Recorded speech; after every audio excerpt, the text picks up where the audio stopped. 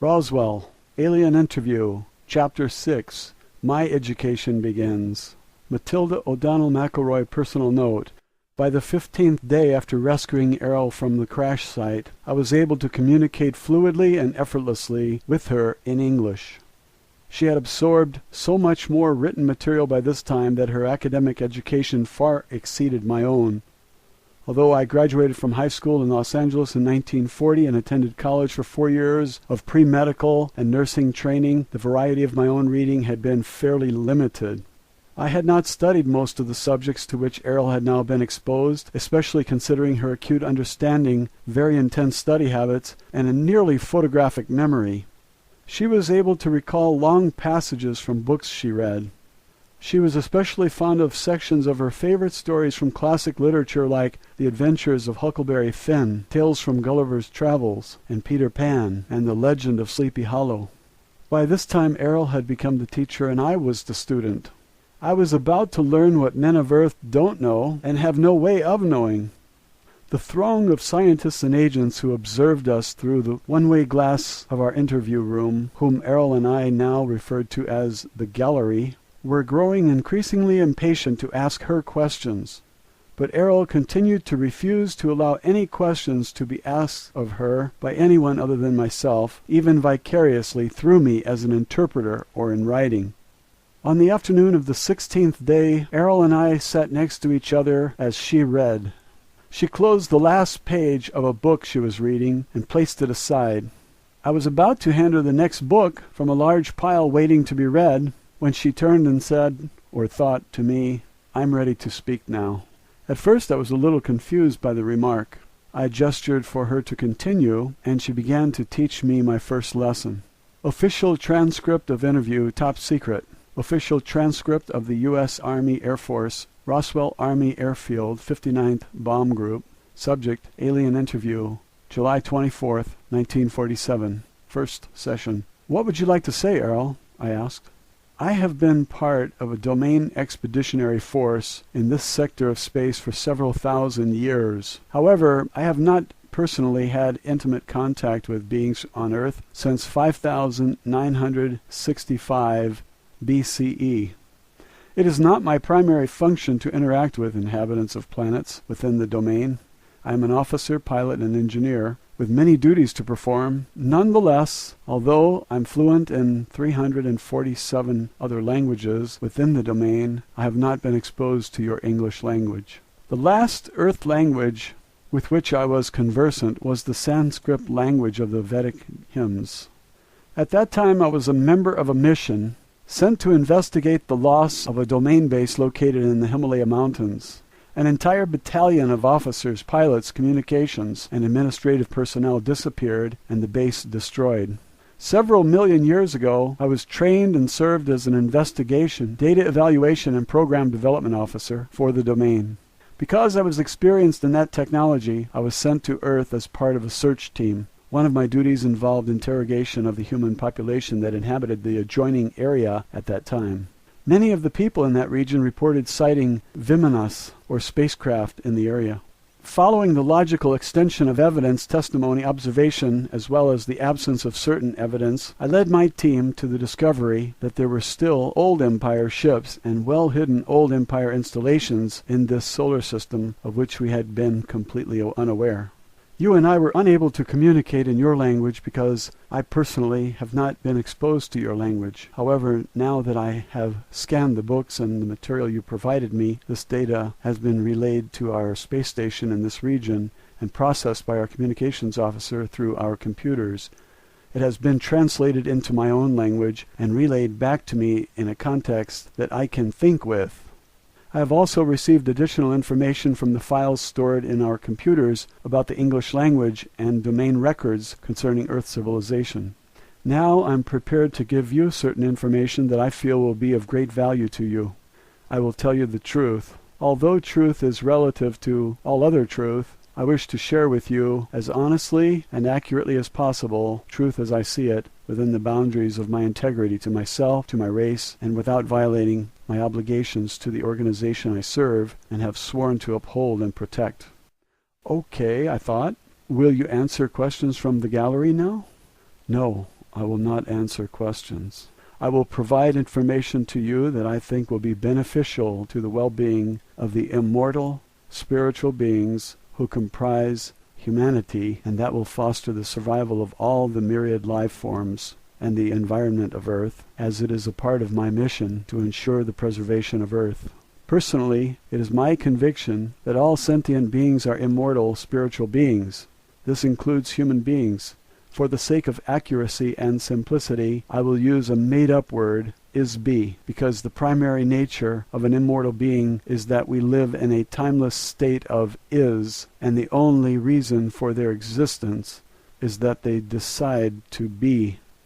No matter how lowly their station in a society, every is-be deserves the respect and treatment that I myself would like to receive from others. Each person on earth continues to be an is-be, whether they are aware of the fact or not.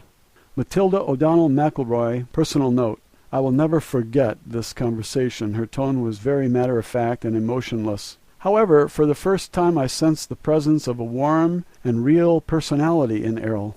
Her reference to immortal spiritual beings struck me like a flash of light in a dark room. I had never before considered that a human being could be an immortal being. I thought that status or power was reserved solely for the Father, the Son, and the Holy Ghost. And because I am a devout Catholic and subject to the word of the Lord Jesus and the Holy Father, I have never thought of a woman as an immortal spiritual being either, not even the Holy Mother Mary. Yet when Errol thought that thought, I became vividly aware for the first time that she personally was an immortal spiritual being, and so are we all. Errol said that she sensed that I was confused about the idea. She said she would demonstrate to me that I am also an immortal spiritual being. She said, "Be above your body." Immediately I realized that I was outside of my body, looking down from the ceiling at the top of my body's head. I was also able to see the room around me, including Errol's body, sitting in the chair next to my own body. After a moment I realized the simple but shocking reality that I am not a body. In that moment a black veil lifted, and for the first time in my life, and for a very long time into the past, I realized that I am not my soul, but that I am me, a spiritual being. This was an unexplainable epiphany, but one that fills me with joy and relief I cannot recall having experienced ever before. As for the immortal part, I do not understand her meaning, as I have always been taught that I am not immortal, a spirit perhaps, but certainly not immortal. After a moment, I'm not sure how long, Errol asked me if I had a better understanding of the idea. Suddenly, I was back inside my body again and said out loud, "Yes, I see what you mean." I was so taken aback by the experience that I had to get up from my chair and walk around the room for a few minutes. I made an excuse that I needed to get a drink of water and go to the restroom, which I did. In the restroom, I looked at myself in the mirror. I used the toilet, refreshed my makeup, and straightened my uniform. After 10 or 15 minutes, I felt more normal again and returned to the interview room. After that, I felt as though I was no longer an interpreter for Errol. I felt as though I was a kindred spirit. I felt like I was safe at home with a trusted friend or a family member, as close as any I had ever had. Errol sensed and understood my confusion about the concept of personal immortality. She began her first lesson with me by explaining this to me. Official transcript of interview continued. Errol told me her reasons for coming to Earth and for being in the area of the 509th Bomber Squadron. She was sent by her superior officers to investigate the explosions of nuclear weapons, which have been tested in New Mexico. Her superiors ordered her to gather information from the atmosphere that could be used to determine the extent of radiation and potential harm this might cause to the environment. During her mission, the spacecraft was struck by a lightning, which caused her to lose control and crash. The spacecraft is operated by ISBs, who use doll bodies in much the same way that an actor wears a mask and costume. It is like a mechanical tool through which to operate in the physical world. She, as well as all the other ISBs of the officer class and their superiors, inhabit these doll bodies when they are on duty in space. When they are not on duty, they leave the body and operate, think, communicate, travel, and exist without the use of a body. The bodies are constructed of synthetic materials, including a very sensitive electrical nervous system, to which each ISB adjusts themselves or tune in to an electronic wavelength that is matched uniquely to the wavelength or frequency emitted by each ISB. Each ISB is capable of creating a unique wave frequency which identifies them much like a radio signal frequency. This serves in part as identification like a fingerprint. The doll body acts like a radio receiver for the ISB. No two frequencies or doll bodies are exactly the same. The bodies of each ISB crew member are likewise tuned into and connected to a nervous system built into the spacecraft. The spacecraft is built in much the same way as the doll body. It is adjusted specifically to the frequency of each ISB crew member. Therefore, the craft can be operated by the thoughts or energy emitted by the ISB. It is really a very simple direct control system, so there are no complicated controls or navigation equipment on board the spacecraft. They operate as an extension of the ISB. When the lightning bolt struck the spacecraft, this caused a short circuit and consequently disconnected them from the control of the ship momentarily, which resulted in the crash. Errol was and still is an officer, pilot, and engineer in an expeditionary force which is part of a space opera civilization which refers to itself as the Domain. This civilization controls the vast number of galaxies, stars, planets, moons, and asteroids throughout an area of space that is approximately 1/4 of the entire physical universe. The continuing mission of her organization is to secure, control, and expand the territory and resources of the Domain. Errol pointed out that their own activities were very similar in many ways to the European explorers who discovered and claimed the New World for the Holy Father, the Pope, and for the kings of Spain, Portugal, and later Holland, England, France, and so forth. Europe benefited from the property acquired from the native inhabitants. However, the native inhabitants were never consulted with or asked for their permission to become a part of the domain of the European nations, and the soldiers and priests they sent to acquire territory and wealth in order to advance their interests. Errol said she read in a history book that the Spanish king regretted the brutal treatment of the native inhabitants by his soldiers. He feared retribution from the gods he worshipped, as described in the various testaments of the Bible. He asked the Pope to prepare a statement called the Requirement, which was supposed to be read to each of the newly encountered native inhabitants. The king hoped that the statement, whether it was accepted or rejected by the natives, would absolve the king of all responsibility for the resulting slaughter and enslavement of these people. He used this statement as justification to confiscate their lands and possessions by his soldiers and the Pope's priests. Apparently, the Pope, personally, did not have any feelings of guilt or responsibility in the matter. Errol thought that such actions were those of a coward, and that it is no surprise that the territory of Spain was diminished so quickly. Only a few years later the king was dead, and his empire had been assimilated by other nations.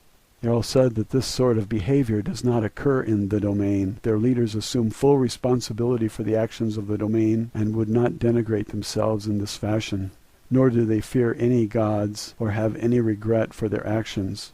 This idea reinforces my earlier suggestion that Errol and her people are probably atheists. In the case of the acquisition of Earth by the Domain, the rulers of the Domain have chosen not to openly reveal this intention to their native inhabitants of Earth until a later time when it may or may not suit their interest to reveal themselves. For the present time, it is not strategically necessary to make the presence of the Domain Expeditionary Force known to mankind. In fact, until now, it has been very aggressively hidden for reasons that will be revealed later. The asteroid belt near Earth is very small, but important location for the Domain in this part of space.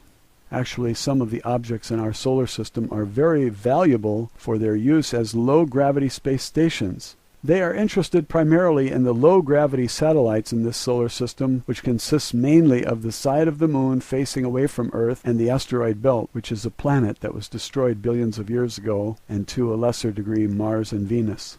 Dome structures synthesized from gypsum or underground bases covered by electromagnetic force fields are easily constructed to house the Domain forces. Once an area of space is acquired by the Domain and becomes a part of the territory under its control, it is treated as the property of the Domain. The space station near the planet Earth is important only because it lay along a path of the domain expansion route toward the center of the Milky Way galaxy and beyond. Of course, everyone in the domain is aware of this, except for the people of Earth.